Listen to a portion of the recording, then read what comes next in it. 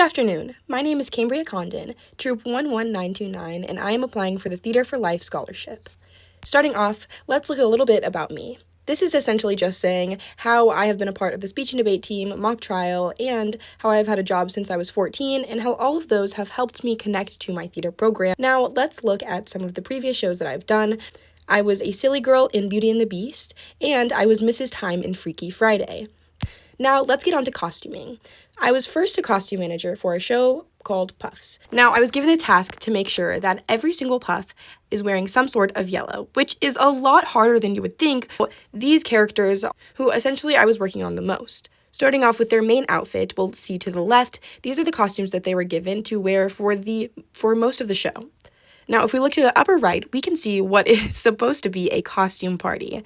Now, some of these costumes were brought from home, but most of them I designed myself. We have an arrangement of costumes, and we can see that this is pretty accurate to what a real costume party would look like. To the bottom right, we have a ballroom scene.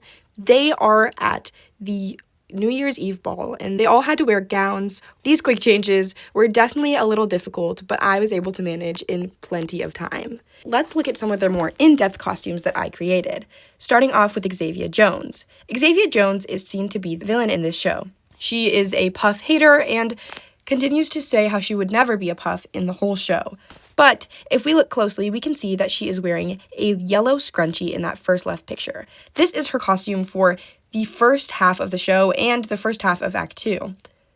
This yellow scrunchie is meant to symbolize that she will soon become a Puff, and the foreshadowing is what I thought was really important within this costume. Now, if we look at that second picture, we can see that her cape has turned yellow. This is something that I had to hand sew, but not only hand sew, the stitching had to be temporary because these are capes that we borrowed. Now, this yellow underbelly of the costume was really important to me to showcase that Xavier Jones is a Puff and that she has changed as a character. It displays the fact that she, although might not accept it, is a Puff in the end. These two details are something that I thought about a lot, and it really helped me create that in-depth costume to go with that in-depth character. Now, to the right, we have our narrator, who is played by my friend Chloe Way. She is wearing a yellow scrunchie on her right hand, which is something like Xavier Jones, which is just foreshadowing that she is a Puff.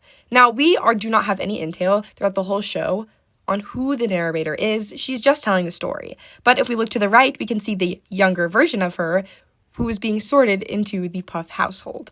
Now, this is just to showcase that although she is a narrator for most of the show, she actually does become a character within the show as well.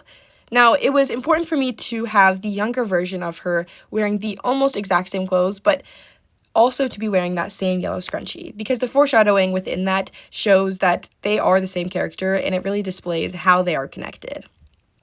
Now, let's talk about the show that I'm currently working on. Now, unfortunately, our show is not open or available until after November 1st. So I've given you some mock-up examples so I can explain how the costumes are going right now.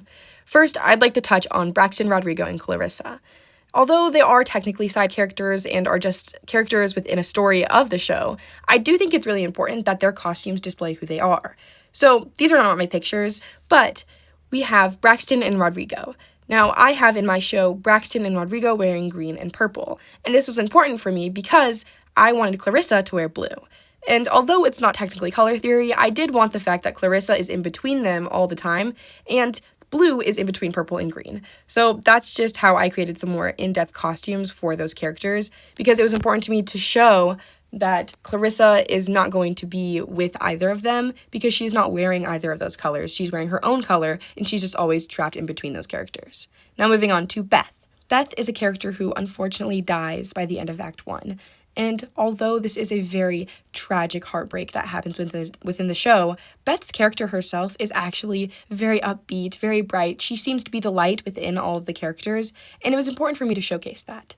Now, these costumes are amazing, but my costumes for Beth start off with a bright pink flowery dress, which is a lot shorter than all the other girls since Beth is one of the younger characters within the show.